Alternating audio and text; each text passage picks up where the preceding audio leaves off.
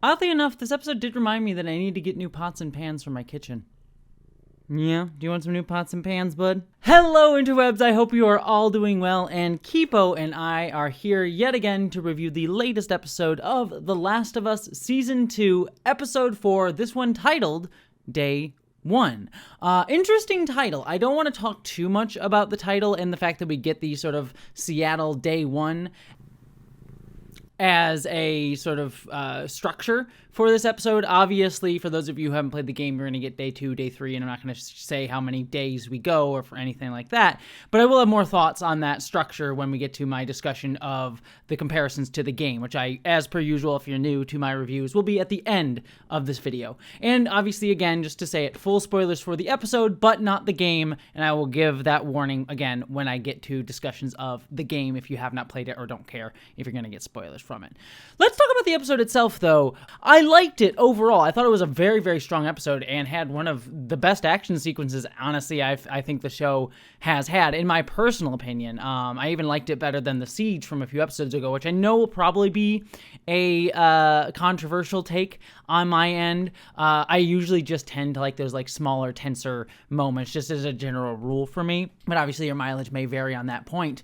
But I also think that this episode is a fairly interesting one as it develops Dina and Ellie's relationship. I won't go again too far into this, but I'm liking how it is subtly different from the games. It still follows a very similar structure, but not wildly so, and I like actually how the show's developing it and how it actually is putting the show in relationship to queerness.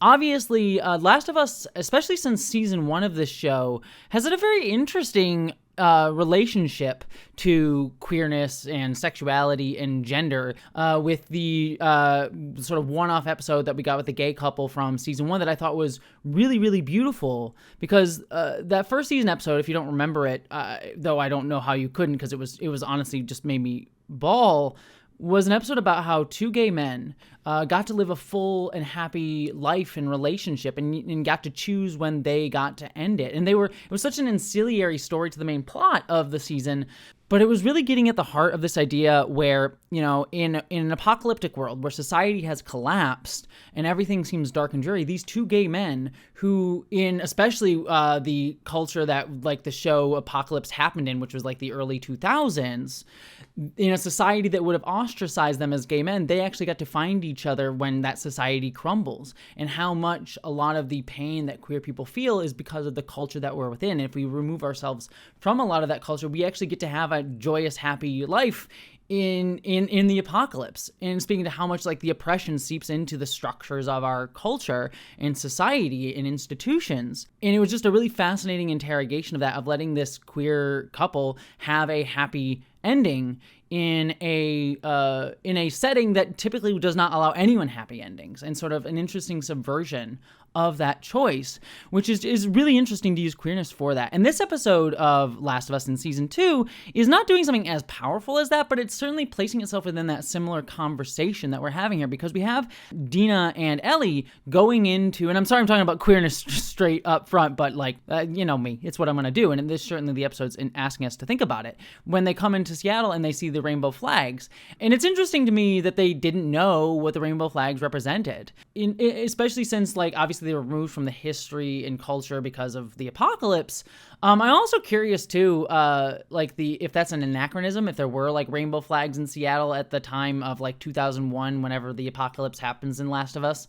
It might be a little anachronism on the show's part to get to its point overall. I'm not entirely sure. I wasn't around in the 2000s in Seattle. Certainly there was a queer subculture in Seattle, very much so, but I don't necessarily know if there was like overt like pride flags out. There may have been. I don't necessarily remember because I wasn't there. But it's interesting that they don't know what those flags are. And so you start to get this building of the relationship, especially since, you know, they are building a relationship here. And you see Dina sort of testing the waters of queerness. Like she said last episode, you know, I'm straight, you're gay, you know, and sort of setting that boundary because she's kind of unsure of declaring that, even though she's testing the waters with kissing Ellie.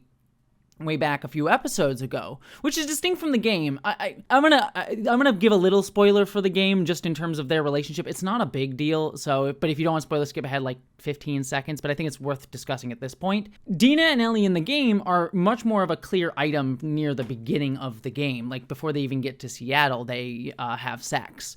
And in this episode, they have it here for the first time. And it's the show kind of allowing Dina to have more of an interrogation of her queerness explicitly within the text of the show instead of just taking it as read, which I think is interesting because you have that moment later on. I know I'm skipping ahead a little bit where Dina's talking about how her mom would sort of place heteronormative things on her, race her bisexuality, her saying like, I like boys and girls, and her mom's like, no, you just like boys.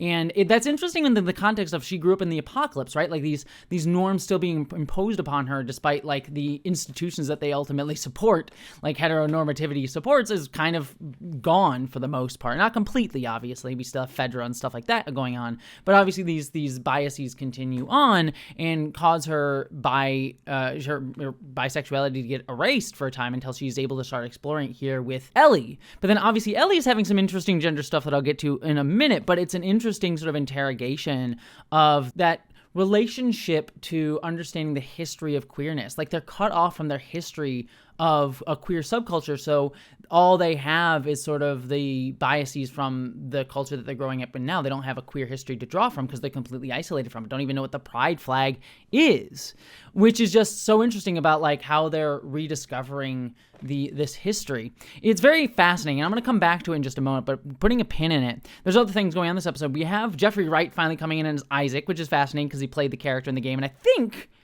he's the only person to play a character that he played in the game. There's certainly been actors from the game in the show. I don't think, unless I'm wrong, there might be one or two other people, maybe, but I think he's one of the few, if only, people to play a character he played in the game. And it's interesting to see they're giving him a little bit more. I honestly, God, I'm not even spoiling the game here. I barely remember Isaac. I know some stuff plot-wise that I won't spoil for you, but I barely remember him as a full character. And here's giving obviously a lot more to do. I love that we introduced to him and we get to see these, which I believe it's Josh from Drake and Josh. It is one of the Fedra agents that we see in that opening. I believe the guy who's like chatting up and like talking about voters and such. And his story about using power and laughing at voters. And I love Jeffrey Wright, Isaac, him pointing out like, oh, we call voters to mock them. We took away their rights. So he's a very thoughtful guy, and he's saying, you're all Greenberg. You're all these people who use force and, oppress people and push them down. And him fighting against Fedra is an obvious choice to side with the citizenry. And so it's an interesting that we jump from that to then the next scene that he gets where he's torturing a member of the Scars, this cult, who is dyed in the wool true believer, as opposed to the other Scars that we saw a few episodes ago and that kid that got killed, who were certainly believers, but as Isaac points out, is less of a fundamentalist, and even then they're called heretics. So obviously we see some split in the beliefs of the Scars. It's just interesting to see like, oh, how brutal he is to people. The brutality of the torture sequence, like the nakedness of the Scar and just clearly how brutal they are and how bought in they are of like, I'm not going to tell you anything. I'm just so ingrained in my beliefs. It's just, it's a bit much in terms of displaying how cruel Isaac is in a very voyeuristic way. And yet we're also supposed to interrogate that because these two scenes is like, oh, he's a guy who's torturing Scars who are dehumanizing. And we're even seeing the WLF, the like guards outside, dehumanizing them for Isaac. But earlier on, he was standing by the citizens who were it's implied that he is trying to fight for their rights. And yet now he's otherizing this cultist group, which is just an interesting dichotomy with his character. I'm curious to see how that's going to go. But then let's jump over kind of more to Dina and Ellie. And it's just kind of interesting to me because they're coming into this situation as external viewers, and it almost seems at cross purposes to a degree of like they're going up against the WLF, and if you're going to code them as the IDF, like that's its whole thing.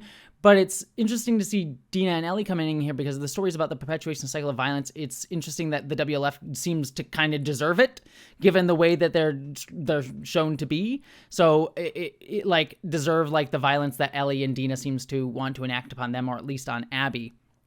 And so just curious to see how all that's going to play out.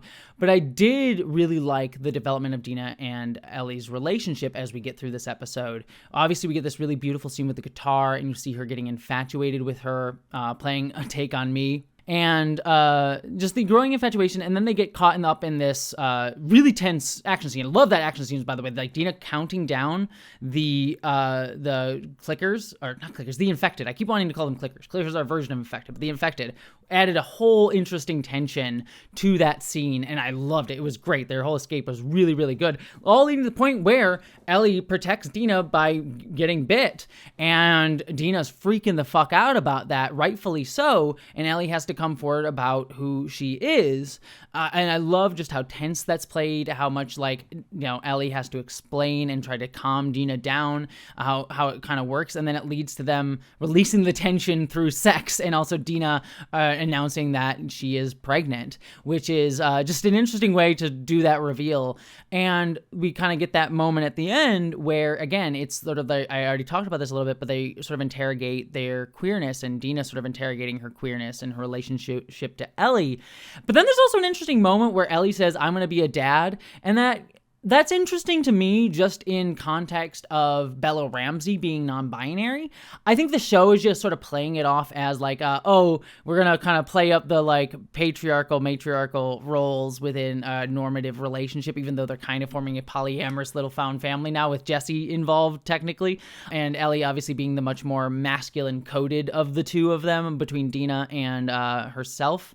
So I think it's just kind of playing with the sort of like normative roles, but it is also interesting within Bella Ramsey's gender identity because Bella is non-binary. So just an interesting sort of playing with gender and the context of the actor within all of that. So just some interesting playfulness with gendered roles and context both within the universe and out of the universe that I think is kind of interesting to interrogate. And I'm curious to see ultimately where they're going to go with that, if they're going to explore that anymore, if it was just an offhanded joke. Probably was just an offhanded joke, but just sort of an interesting sort of moment to me as I read it. Ultimately, I ended up liking this episode, and I like that it ends on this note of things have changed. And what I'm really liking the show doing is it's not staying overly dark. I like that the show is still finding moments of kindness and joy and happiness, even amongst how dark it is. And I think that that's fascinating. All right, just to wrap out here, let's just jump over to the game stuff here. The one major thing that I really want to talk about in relationship with the game, because there's not a ton really to talk differently other than the difference in timeline of how Ellie and Dina got together, which I already kind of touched upon. The only other thing is the structure, where we get Seattle day one here, which is interesting because in the game, and this full spoilers for the game now, we get, I think, 3 days with Ellie, and then we jump over to Abby's perspective and get day one again. I'm curious to see how the show is going to play with that structure, because it seems now it's replicating that structure. So will we get day one, day two, day three with Ellie, and then that would be 3 episodes, and that would leave us with one more episode of the season, and maybe it'll jump back to day one with Abby for the season finale of the show, and then we jump over to day 2 and day 3 for Abby when we start whatever season 3 is going to be. That would be an interesting structure. Or we're going to get day 1, day 2, then jump over to Abby. Like, there's different ways they could structure that, and I could see positives and negatives of any of them. So I'm curious to see ultimately when it's going to go. If I had to put money down, I would bet we get day 1, day 2, day 3 with Ellie, and then jump over to Abby day 1 for the series finale. But they could do something different, or even split up the days as going forward. I don't know, but we'll find out.